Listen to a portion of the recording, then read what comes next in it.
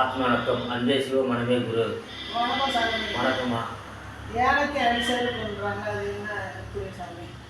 யானை வந்து பெரிய உருவம் கொண்டது.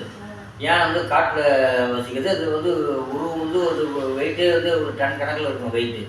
அப்படிப்பட்ட உருவம் வந்து யானை வந்து ரொம்ப திறமைசாலியாக வந்து விவரமாகவும் இருக்கும். கூர்ந்த கண் வந்து சின்ன இருந்தாலும் அது கூர்ந்த தூரத்தில் வந்து எல்லாமே தெரியாது.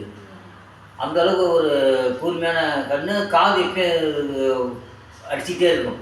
அது ஏன்னா அது காதில் வந்து கொசு எறும்பு போகிற அளவுக்கு அடிச்சுட்டே இருக்கும்.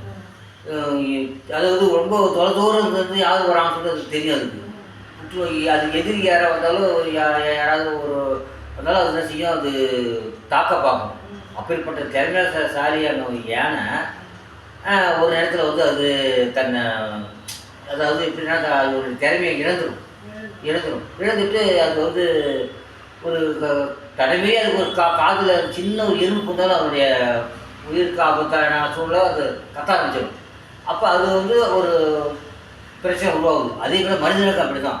மனிதன் எப்படிப்பட்ட ஒரு திறமைசாலியாக இருந்தாலும் கூட ஒரு உத்தியோகத்தில் இருக்கிறவங்க, ஒரு பெரிய ஒரு எக்ஸாம் பரீட்சை எழுதுகிறவங்க அப்படி இருக்கும்போது கூட அவங்க அந்த பரீட்சைக்கிற கேள்வி தெரியும், அவங்களுக்கு தூரமாக இருப்பாங்க. ஆனால் அந்த நிமிஷத்தில் அவங்களுக்கு கண்ணை மறைச்சிடும். அது ஒரு இடத்துல படித்து பார்க்காம வரனால அந்த கேள்வியை விட்டதுனால அவங்க பெரிய வேலைக்கு போகிறதுக்கே ஒரு சூழ்நிலை உருவாகிடும்.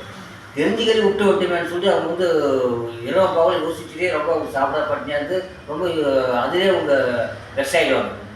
அதுதான் அது அப்படி வரும்போது தான் யானைக்கும் அரிசி இருக்கும். அப்போ எவ்வளோ திறமையாக இருந்தாலும் சரிஞ்சிடுறாங்க பாரு அவன் வாழ்க்கையில், அவன் ஒரு தொழிலில் எல்லாமே வந்து அவங்க ஒரு யோசனை பண்ணாமல் கண்ணை மறைச்சி அந்த மாயை வந்து மறைச்சி போகுது. அதுக்காக தான் அந்த வார்த்தை சொல்கிறது. ஆத்மா அன்பு